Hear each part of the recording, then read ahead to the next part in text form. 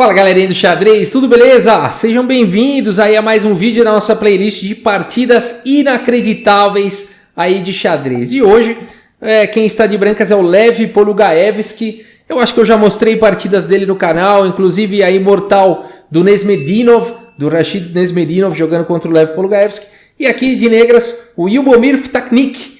E essa partida é muito legal, vamos dar uma olhada. O Lev abre aqui a partida com cavalo em F3. Aqui cavalo em F6 pelo Lyubomir, C4, C5, a gente transpôs aí para a variante simétrica da abertura inglesa, né, que começa com C4 e C5. Cavalo C3 aqui, E6, e agora G3 e B6. Ambos os jogadores aí vão colocar os seus bispos em fianqueto, brigando aqui pela longa diagonal, né, bacana, uma briga já aí pelas casas claras no tabuleiro.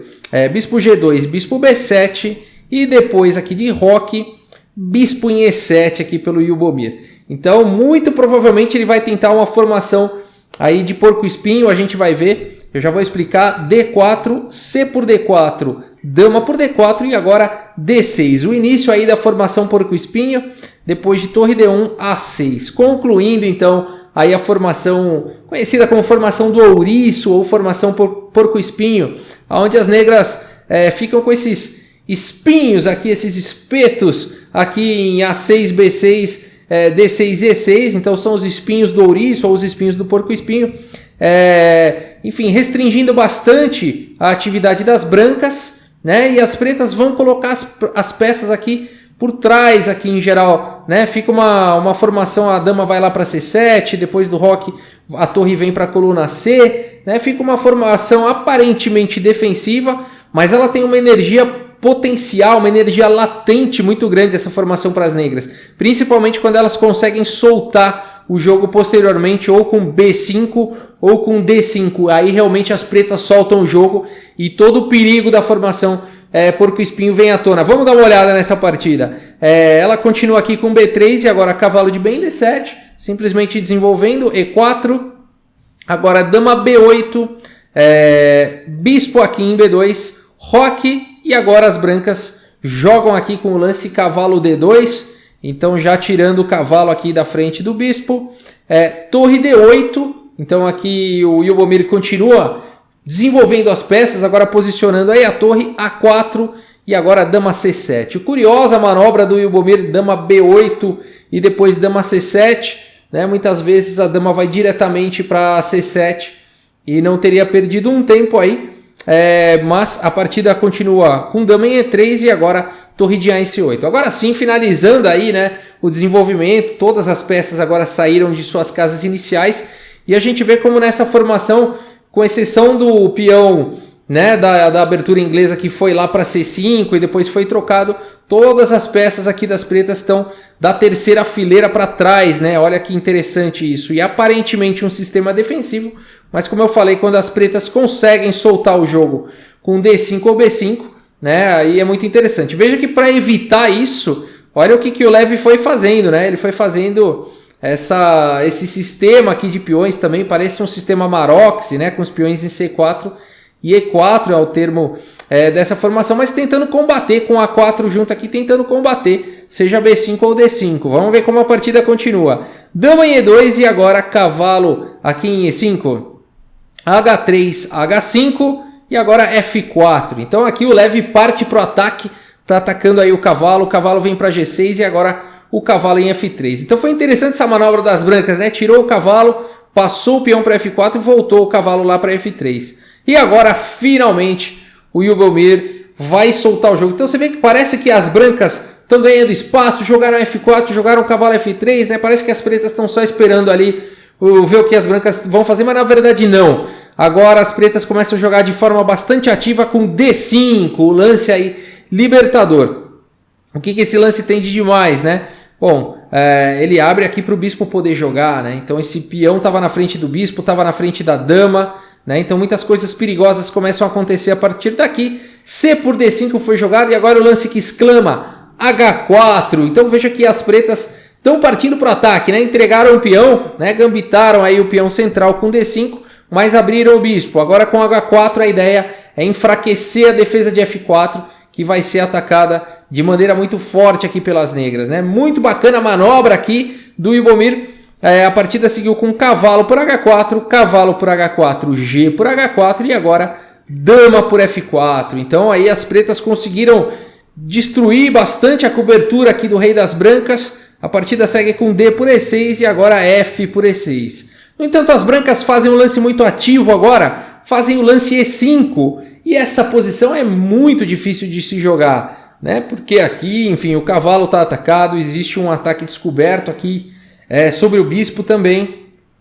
Então, vamos supor que você pense aí, é muito difícil você achar um lance, né? O cavalo não tem muitas boas casas, né? A dama está segurando casas importantes, né? Se as pretas tentam jogar aqui um lance como bispo por G2, né? As brancas jogam aqui tranquilamente rei por G2, o cavalo continua atacado, né? Vamos por cavalo D7, H5 e as brancas têm um bom jogo, as pretas não tem nada para comemorar numa linha como essa. Então, será que as pretas conseguem algum lance mais ativo? Ou será que de maneira forçada vão ter que cair para essas linhas aí, aonde as pretas vão ter que ficar se defendendo toda hora? O Ljubomir Vtaknik continua aqui com o lance bispo C5 cheque. Então, dos trunfos, né, de ter jogado D5 era abrir o bispo. Agora o bispo já está mais ativo aí. Rei H1 e agora o cavalo continua atacado. Para onde jogar esse cavalo? Mais um lance espetacular agora do Ljubomir. Inacreditável lance. Se você quiser dar pausa, inclusive, tentar encontrar aí um lance muito forte, né, um lance muito criativo, né, um lance que busca linhas de ataque aí para as negras, a hora é essa, né, vale a pena.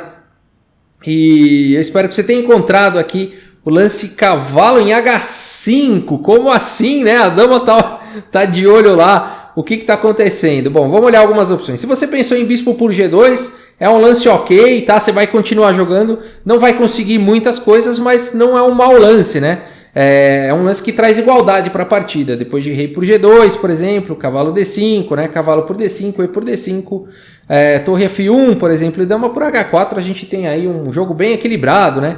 Dama G4, troca de damas, provavelmente aí uma partida que vai tender ao equilíbrio, tender ao empate, né?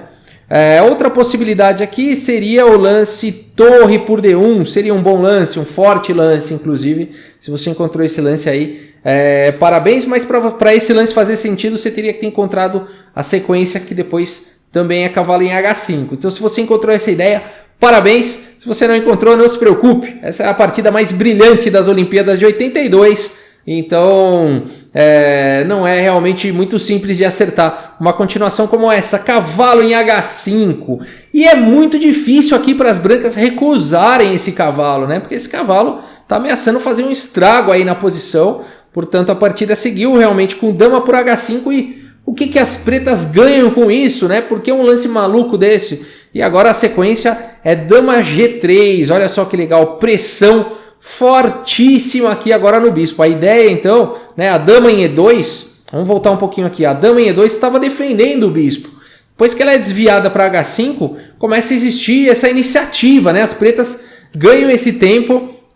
A dama não está mais ajudando na defesa, a dama das brancas, e agora existe essa ameaça aqui de checkmate. E é difícil de defender isso, porque se as brancas tentam capturar aqui o bispo, elas levam checkmate imediatamente com dama por H3. Veja a força aqui do bispo de casas escuras, né?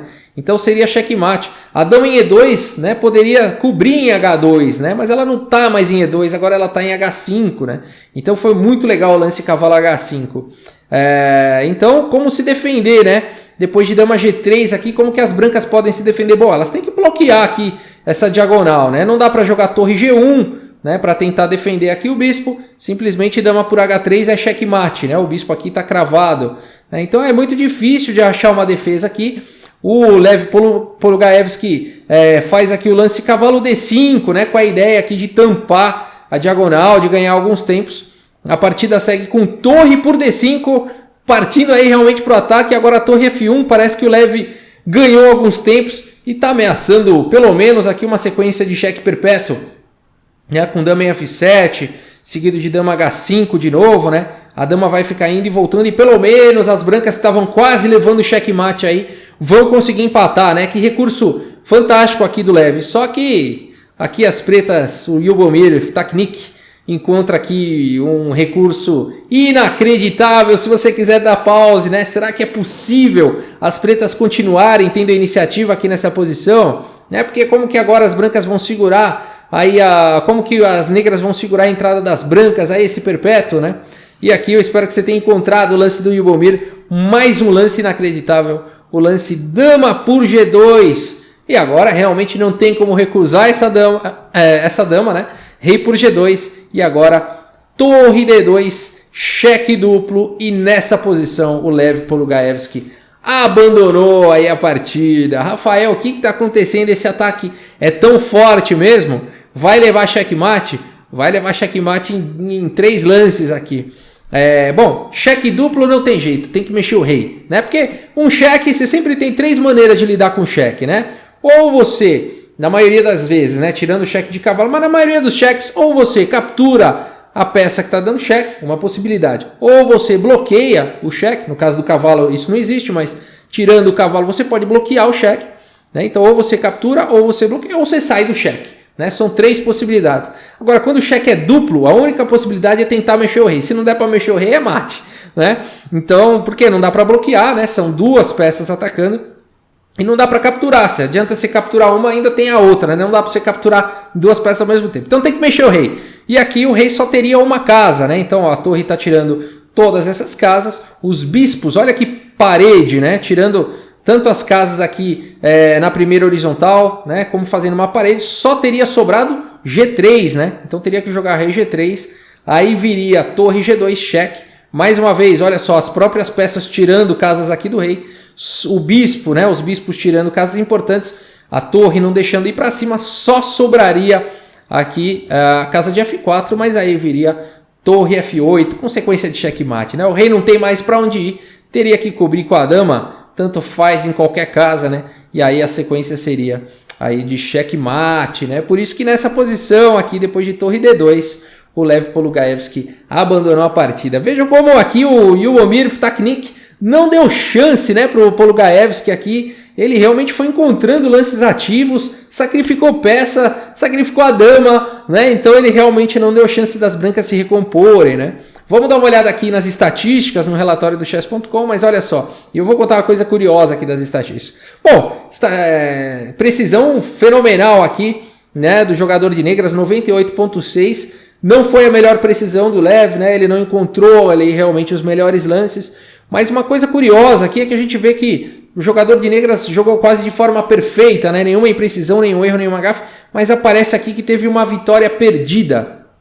E a vitória perdida é o lance dama G3, é exatamente o lance da vitória, né? Então aqui eu mandei refazer esse relatório algumas vezes, coloquei na profundidade máxima e toda vez me aparece esse vitória perdida. É algum bug aí do chess.com, eu já fiz auditoria com Stockfish para ver se tinha um lance melhor que dama G3, não tem. Bom, a não ser que ele esteja usando algum algoritmo aí, AlphaZero, alguma coisa, mas ele não consegue explicar também por que ele chama de vitória perdida, porque você deixa o chess.com analisando, ele mesmo recomenda o lance dama G3. Então, muito provavelmente ele já estava vendo uma sequência de checkmate, né? E aí depois com dama G3 ele se perde na sequência de checkmate e depois volta a encontrar que tem mate forçado. Eu tô tentando explicar, não sei se é isso, mas enfim, é a única explicação que eu consigo ver, que em algum momento a engine não tem o tempo, mesmo na profundidade máxima não dá o tempo dela ver que essa sequência seria a melhor, né? Mas dama G3 realmente... Então, é impecável aqui, né? Se a gente considerar que essa vitória perdida é uma inconsistência aqui do relatório, realmente não houve nenhuma imprecisão, nenhum erro, nenhuma gafe, nada, né? Partida precisa aí do jogador de negras. Fantástico, né? Espero que vocês tenham gostado aí da partida, da nossa playlist aí, das partidas inacreditáveis de xadrez. É isso, pessoal. Muito obrigado pela audiência, um grande abraço para todos vocês. E até a próxima, valeu!